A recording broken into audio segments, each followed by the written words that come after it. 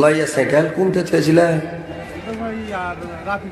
রাফিকের বলতে থেয়েছিলে। চাবি মারনি, তাও চুরি করলেছে। আরে চোরটা যে কত ভালো কহেন তো। সাইকেল জমা দেননি?